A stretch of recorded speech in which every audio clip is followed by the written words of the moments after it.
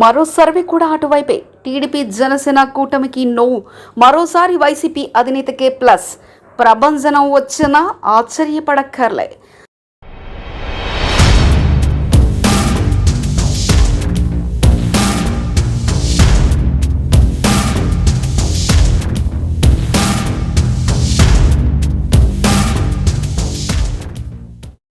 ఆంధ్రప్రదేశ్లో అసెంబ్లీ ఎన్నికలకు సమయం దగ్గర పడుతుంది. అధికార విపక్ష పార్టీలన్నీ ప్రచార కార్యక్రమాలు, అభ్యర్థుల ప్రకటనతో బిజీగా ఉన్నాయి.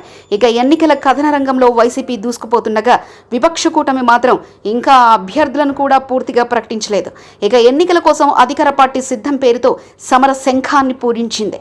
ఇంకా విపక్ష కూటమి జెండా పేరుతో సభ నిర్వహించిన వారి భవిష్యత్తు ప్రణాళిక ఏమిటి, ప్రజలకు ఏం చేస్తారు అనేది చెప్పకుండా కేవలం జగన్ మీద విమర్శలు చేయడానికి కేటాయించారు. ఇక ఎన్నికలకు సమయం దగ్గర పడుతుండటంతో అనేక సర్వే సంస్థలు ప్రజాక్షేత్రంలోకి వెళ్లి పబ్లిక్ పల్స్ని పట్టుకునే పనిలో ఉన్నాయి. ఇప్పటికే వెల్లడైన సర్వేలన్నీ ఏపీలో వైసీపీదే ప్రభంజనం అని నొక్కి వక్కానించగా తాజాగా మరో సర్వే కూడా ఇదే విషయాన్ని స్పష్టం చేసింది. ఏపీలో అసెంబ్లీ ఎన్నికలకు సమయం దగ్గర పడుతున్న తరుణంలో సర్వే సంస్థలన్నీ రంగంలోకి దిగాయి. ఇప్పటి వరకు India TV, Poll Strategy Group, Political Critic, Zee News, Matrix సంస్థలు తమ సర్వే రిపోర్టులను వెల్లడించిన విషయం తెలిసిందే. అవన్నీ కూడా వైఎస్ఆర్సీపీకే పట్టం కట్టాయి. వరుసగా రెండోసారి కూడా జగన్ ప్రభుత్వాన్ని ఏర్పాటు చేస్తాయని అంచనా వేశాయి. ఇక తాజాగా మరో సర్వే కూడా ఇదే విషయాన్ని వెల్లడించింది.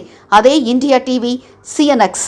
దక్షిణాది రాష్ట్రాలైన ఆంధ్రప్రదేశ్, తెలంగాణ, కర్ణాటక, తమిళనాడు, కేరళ లోక్సభ నియోజకవర్గాల్లో ఈ ఒపినియన్ పోల్ను నిర్వహించిన ఇండియా టీవీ సిఎన్ఎక్స్ సంస్థ ఏ రాష్ట్రంలో ఏ పార్టీ మేజార్టీ సంఖ్యలో లోక్సభ స్థానాలను గెలుచుకుంటాయనే విషయంపై తన అంచనాలతో కూడిన నివేదికను విడుదల చేసింది.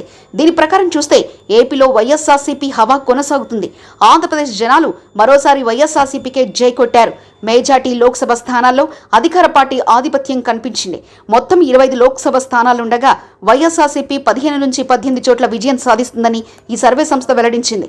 ఇక ప్రతిపక్ష తెలుగుదేశం, జనసేన కూటమి 7 నుంచి 10 స్థానాలకే పరిమితమవుతుందని ఇండియా టీవీ సిఎన్ఎక్స్ అంచనా వేసింది. దీని ప్రతిపాదికన తీసుకుంటే అసెంబ్లీ బరిలో కూడా వైఎస్ఆర్సీపీ ప్రభంజనం సృష్టించడం ఖాయం. మొత్తంగా వైసీపీ 105 నుంచి 126 మధ్యలో అసెంబ్లీ నియోజకవర్గాల్లో ఘన విజయాన్ని అందుకుంటుంది. సంక్షేమం, అభివృద్ధి వైపే మొగ్గు చూపారని ఇండియా టీవీ సిఎన్ఎక్స్ పేర్కొంది.